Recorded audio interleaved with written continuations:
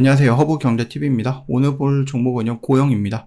고영은 반도체이기도 하고, 최근에 움직였던 것은 뇌수술 로봇, 의료 로봇으로 움직였다라고 보시면 될 것 같아요. 일단은 이재명 대통령이죠. 새로운 정부가 시작이 됐으면 그 정부가 이런 산업군에는 어떤 방향을 보고 있는 것인가 라는 것들도 우리가 좀 고민을 해 봐야 됩니다.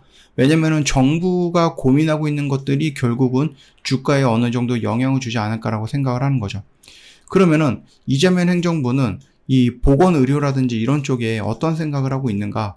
결국 이제 공공의료를 좀 강화하겠다라는 부분이고, 건강보험 뭐 이제 보장성을 좀 확대하겠다, 이런 얘기들도 많이 나와줬죠. 국민 중심의 의료 개혁을 또 추진을 한다라는 얘기도 나왔습니다. 그래서 의정 갈등을 좀 해소하겠다라는 이런 부분들도 있습니다. 아무래도 지난 정부에서 조금 많이 말썽이 좀 있었죠. 거기다 이제 비대면 진료도 제도화하겠다. 그래서 뭐 디지털 헬스케어라든지 원격 의료라든지 이런 제도적 기반을 마련을 한다라고 얘기를 해주고 있는데, 그렇다라고 하면은 이 공공성 강화라는 의미와 기술 혁신 제도화라는 쪽에 중점을 준다라고 하면은, 이거는 뭐 어쩔 수 없이 우리가 의료 로봇도 보험 적용 확대의 기조를 갖고 있다라고 판단해봐도 되지 않을까 싶습니다. 일단은 로봇 수술 건강보험 적용 확대라는 단어가 계속해서 언급이 되고 있거든요. 그래서 기존의 비급여 중심의 의료 로봇을 기술을 공공보험 시스템 안으로 편입시키려고 하는 이재명 행정부의 움직임이 있지 않을까라고 생각을 하고 있어요.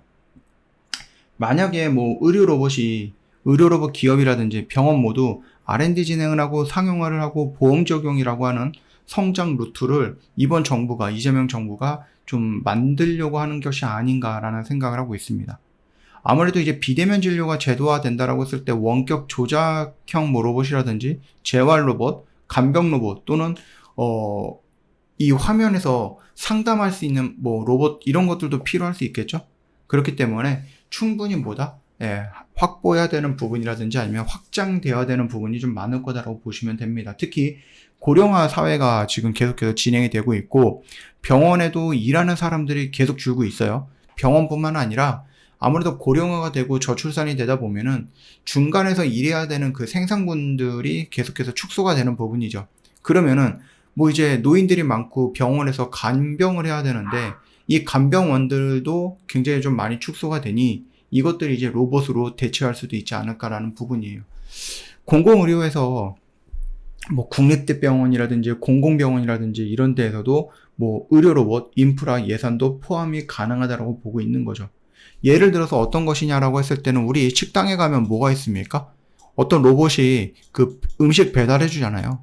근데 이거를 만약에 병원에서 활용을 한다라고 했을 때, 병원에도 입원한 환자들이 이렇게 막 있는데 이거를 일일이 사람이 카트를 끌고 막 이렇게 해서 이제 점심시간, 저녁시간, 아침시간 이렇게 하고 하루에 3번 이렇게 하는 거 말고, 이런 로봇들이 그냥 지가 이렇게 가가지고 회수하고, 그쵸? 음식 나눠주고, 이런 것들도 필요하다는 얘기죠.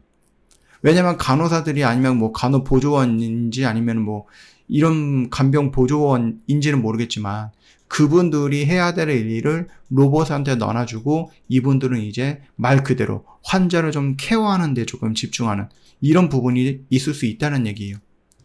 그래서 우리나라도 이 로봇이 좀 굉장히 좀 많이 확장이 될 거라고 봐요. 재활하는 데 필요한 로봇들, 수술할 때 필요한 로봇들, 뭐 간병할 때 필요한 로봇들, 결국 이런 것들은 어쩔 수 없어요. 우리나라 인구수가 계속해서 줄고 있고 노인들이 많아지기 때문에 이것들은 해야 하는 것들로 보셔야 된다라고 말씀을 드려봅니다.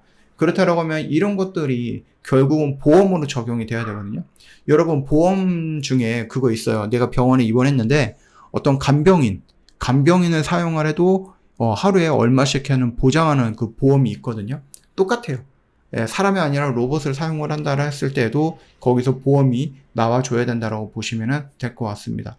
그래서 이 비대면 진료의 제도화, 그죠? 고령화 사회, 이런 것들을 놓고 본다고 했을 때에는 의료 로봇들은 계속해서 성장할 수밖에 없고, 이 부분은 이재명 행정부에서도 가지고 가야 되는 숙제이거나 조금 미래로 성장하기 위해 필요한 부분이다라고 생각하시는 게 맞는 것 같아요.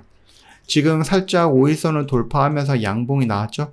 뭐 오늘 시장이 이렇게 좋게 올라갔기 때문에 뭐 이 정도의 양봉이 나온 것은 뭐 크게 문제가 될 것은 없다라고 봐요. 오히려 약했다라고 생각이 될 정도인데 뭐 그래도 일단은 뭐 특별하게 얘가 뭔가 이슈가 없었는데도 불구하고 시장에 연동된 상승이었다라고 하면은 뭐 그건 그거대로 나쁘진 않다. 이렇게 좀 보고 있습니다. 지금 이 구간은 뭡니까 여러분들? 여기서 또는 여기서 매수를 안 하셨던 분들은 내가 계좌에 없다라고 하시는 분들은 여기서 한번 도전해봐라 라고 말씀드렸던 그 영역이니 한번 좀 기다려 보자고요. 한번 올라가고 눌림받고 이 구간을 돌파하는 슈팅이 나올 때 당연히 2만원, 22,000원까지 올라갈 거니 이 구간에서 2분의 1 물량을 정리한다라는 생각을 가지고 대응을 해보도록 하겠습니다.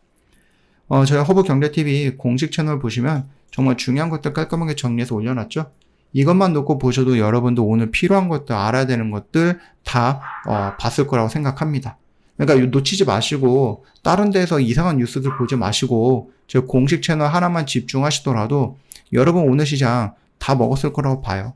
오늘도 저희는 이런 식으로 단기 매매 진행을 했고 이거는 뭐 여러분들도 할 수 있는 것들이고 다만 어떻게 해야 되는지 모를 뿐인 거죠. 저 영상 댓글에 링크 있으니까 링크 타고 들어오시면 공식 채널 맨 밑에 뭐가 있습니까? 문의하기 있죠? 이거 문의해 주시면 되겠고요. 뭐 여기에서도 지금 매매 문의하기 있습니다. 이거 눌러주시고 문의해 주셔도 된다. 이렇게 좀 말씀을 드리고 마무리할게요. 고생하셨습니다.